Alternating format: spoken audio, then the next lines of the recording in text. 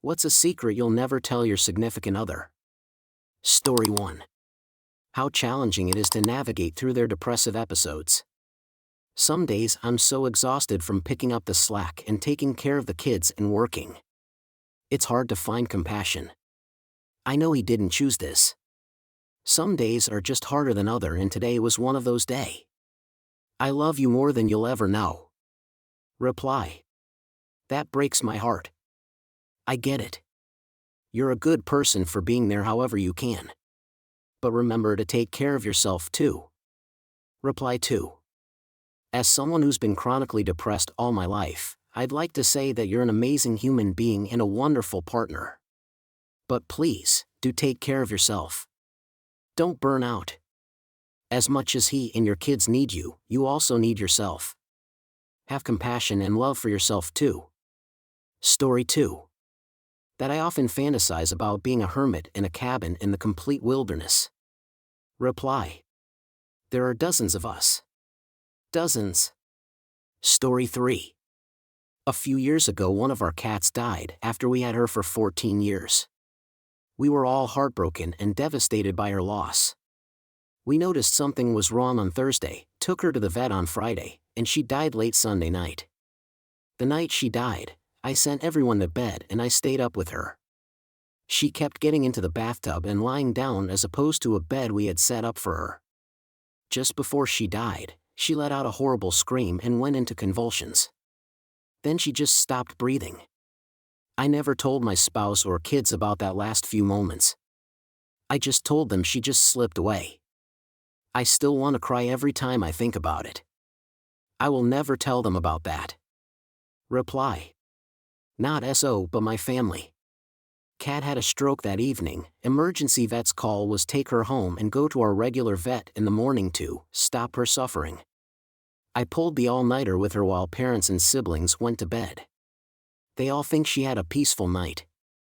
It was anything but I will never tell them the truth. They don't need to know. Reply 2. Animals will often scream or make horrible noises at the time of death.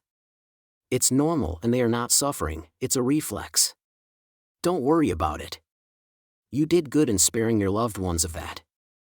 I have had at least 3 dogs and cats as pets, at any one time, for the last 50+ years, and so I know firsthand. That's part of life. After the mourning period, get yourself another furry friend, and enjoy their love and love them in return. That is life as well. Story 4. That his mother is an exhausting gossiping windmill of geriatric nonsense. Reply. Geriatric nonsense is a beautiful line and I'm shamelessly stealing it. Reply 2. My mom and mother-in-law are in their 70s and they are absolutely ridiculous in their geriatric nonsense. They are friends, as well as frenemies. They talk shit about each other to me. Worse than teenage girls. Story 5. That sometimes, her ambitions get in the way of living an actual life. Like Bill Withers said, it's okay to head out for wonderful. But when you get to alright, stop and take a look around. Because this might be as far as you need to go. Reply. Someone once told me, don't let perfect be the enemy of good. Reply 2. One of my college professors used to always say we strive for perfection but settle for excellence. Story 6. That I hate the baby voice she makes. Reply. Just tell her. It's a long life, and you'll end up telling her someday anyway, in a less than perfect situation. Reply 2.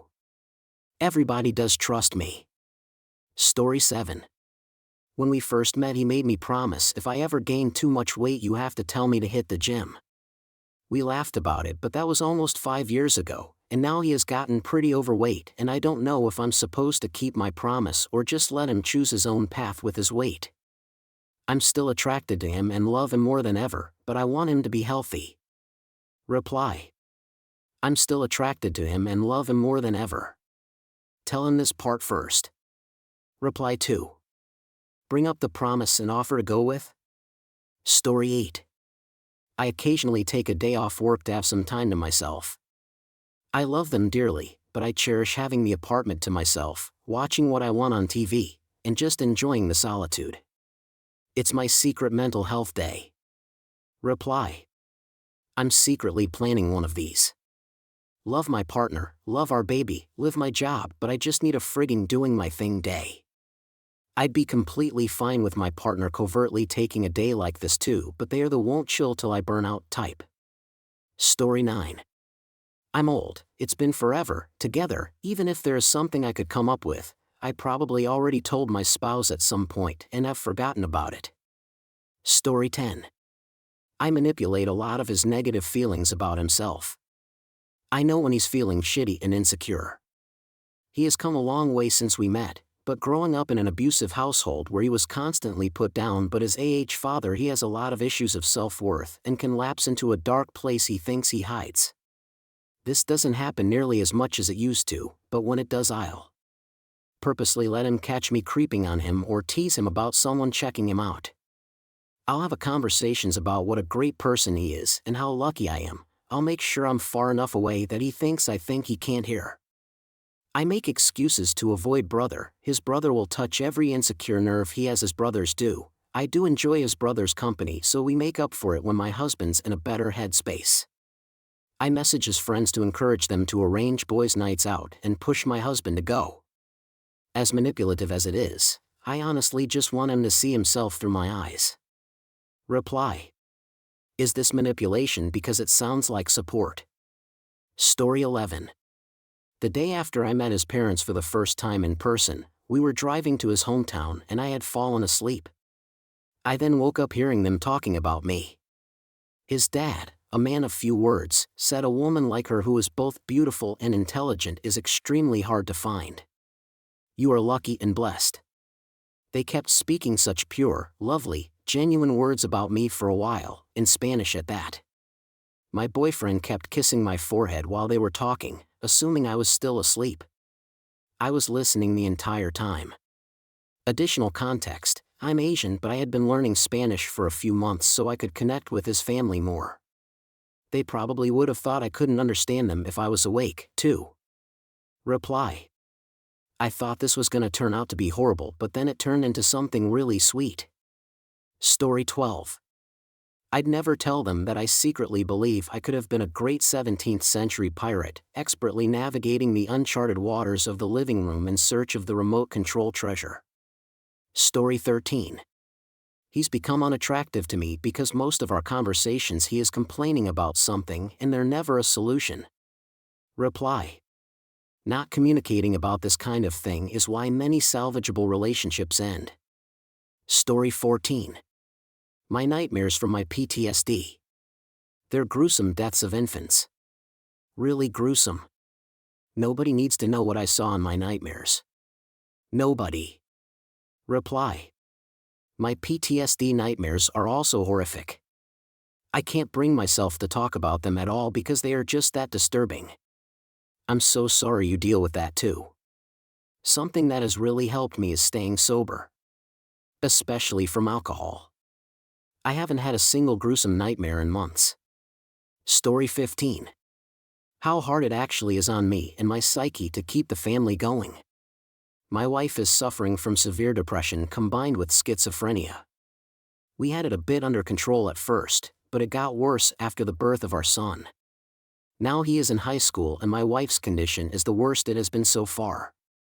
Crying all the time, sometimes sleeping all day, to stop the crying, always seeing everything in the worst possible way, worrying about little things that are months away.